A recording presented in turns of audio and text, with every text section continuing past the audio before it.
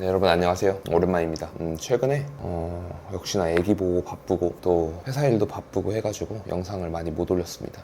오늘 이제 이걸 촬영하고 있는 시점은 근로자의 날인데, 노동절인데 밤에 찍고 있고, 지금 현 시간에는 MBN과 채널S에서 하는 오피스 빌런이라는 프로그램의 문차장으로 이제 빌런 감별단으로 나가서 하고 있는 방송이 있는데, 유튜브도 아주 작게 하고 있지만 어쨌든 이걸 하다 보니까 방송 나가서 이야기를 해도 별로 부담이 안 되더라고요. 아무튼 그런 것들이 있었고, 좀 잡 이야기들을 했는데, 오늘은 무슨 이야기를 할까 하다가 신문 기사를 봤는데 30대의 서울 아파트 매수 비중이 40대보다 높아졌다라는 기사가 나왔고, 또 하나는 이제 가양동의 아파트 단지들도 우리도 한강변이다라고 하면서 재건축 대상이 될 수 있다라고 뭐 예비 안전 진단 뭐 이런 이야기들이 나와서 거기에 대해서 제 생각을 말씀드리면 좋겠다라고 생각해서 영상을 켰고요. 어디까지나 제 생각이니까 뭐 이해 관계자분들께서 기분이 나쁘실 수도 있지만 뭐 사실 별로 제 생각이니까 제 채널에서 제 생각을 말하는 그런 거라고 생각해 주시면 좋겠습니다.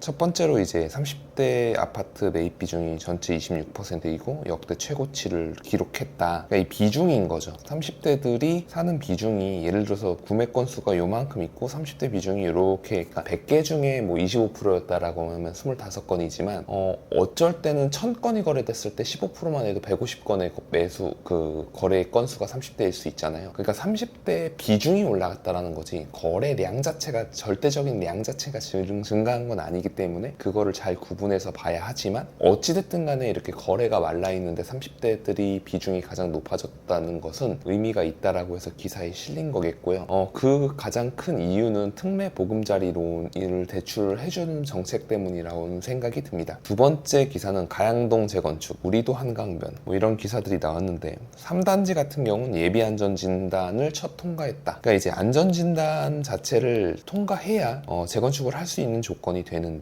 예비 안전진단을 해가지고 이걸 통과해야 이제 안전진단, 진짜 안전진단을 테스트를 받을 수 있거든요. 그런데 이제 3단지가 예비 안전진단을 통과했다라는 거죠. 근데 저는 이 기사를 본 순간 또 시작이다. 이게 뭐 사러 가면은 여기가 뭐 이제 곧 재건축 대상이 되고, 근데 뭐 가양동 같은 경우 이제 분당하고 평촌, 일산 뭐 이런 데랑 비슷한 시기에 지어진 아파트들이거든요.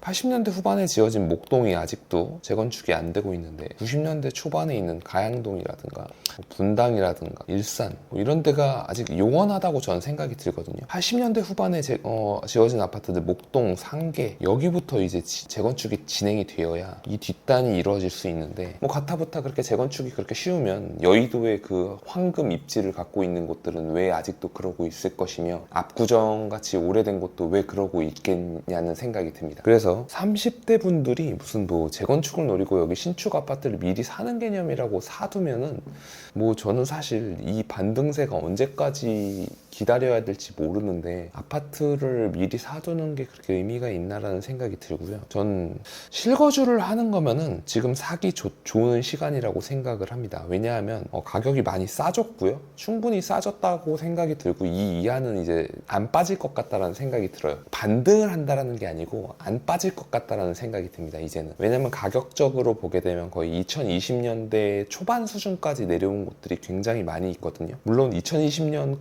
제로금리를 했던 코로나 이전 가격으로 돌아가면 좋겠지만 그러기엔 쉽지 않을 것 같아요. 그리고 또 대출이 되잖아요. 지금 DSR이라는 게 굉장히 중요한데, 저 같은 경우도 이제 신용대출을 최근에 대환대출해가지고 바꿨는데, 금리를 좀 낮추는 조건으로 바꿨는데, 이 DSR 심사를 까다롭게 하더라고요. 불과 뭐 2, 3년 전에 신용대출을 하러 갔을 때보다도 더 까다롭게 하는 그런 모습을 봤는데, 어찌됐든 한국의 GDP 대비 가계부채가 역대 최고 수준이고, 뭐 혹자들은 뭐 빚으로 결국에 할 수밖에 없다라고 하는데, 뭐 이거를 정부에서 정책을 내서 가계대출을 기업대출이나 뭐 저기 어디야, 그러니까 기업이 그 대출을 떠안을 수 있도록 뭐 집들을 매수하거나 뭐 기업 민간 임대 주택법을 만들어가지고 뭐 옛날에 뉴스테이처럼요, 그렇게 하거나 뭐 국가가 LH를 통해서 이 주택들을 매수하는 그런 게 아닌 이상 이 가계부채를 드라마틱하게 줄이기가 굉장히 어려운 상황인데, 안 그래도 OECD 국가 중에서 우리나라처럼 가계 대출이 많은 나라에서 이 DSR을 풀어주기가 굉장히 어려운 현실이 있거든요. 그런 상황 속에서 특례보금자리론처럼 정말 사막 속의 오아시스처럼 이렇게 제공되는 론들은 굉장히 혜택이 좋아서 9억 이하의 주택에만 대출이 되기 때문에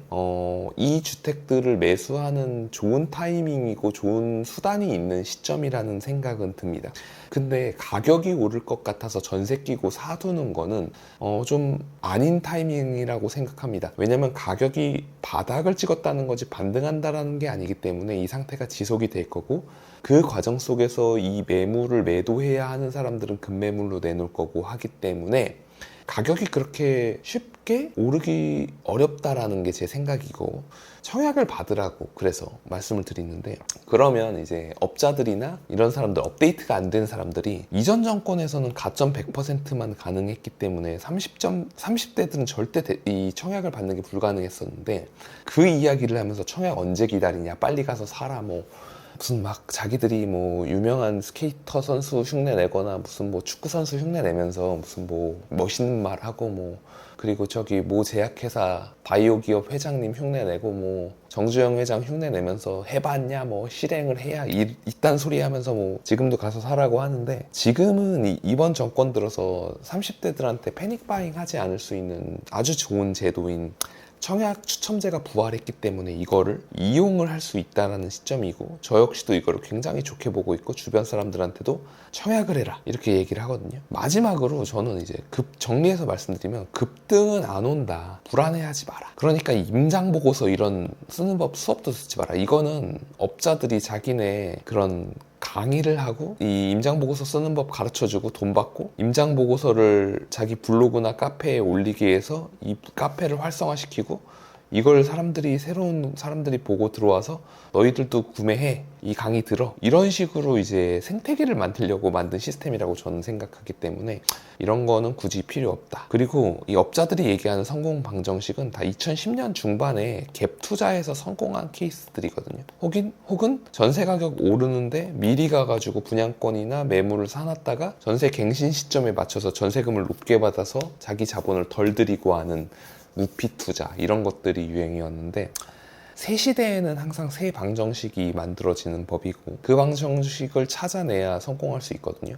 그래서 시점적으로 갭 투자가 유행했던 2010년대 중반에는 반포의 신축 아파트들도 2억만 있으면 살 수 있었고, 마용성은 1억만 있으면 살 수 있었거든요. 어마무시하게 투자하기 좋았던 시절의 그 방법들을 뭐 지금은 뭐 여기 3억 갭, 4억 갭이면 산다, 행당동 지금 살 수 있다, 지금 가라, 뭐 이런 거는 좀, 물론 그 가격이 굉장히 메리트 있는 가격이라는 생각은 들지만, 굳이 본인의 자금을 들여서 청약 기회를 날려버리면서 금리가 굉장히 비싸진 이때 갭 투자를 할 시점은 아니라는 거를 말씀을 드리고, 어쨌든 제 생각은 여러 영상을 통해서 말씀드렸으니까 그렇고요. 아무튼 오늘도 긴 영상 시청해 주셔서 감사합니다. 오늘도 수고하셨습니다.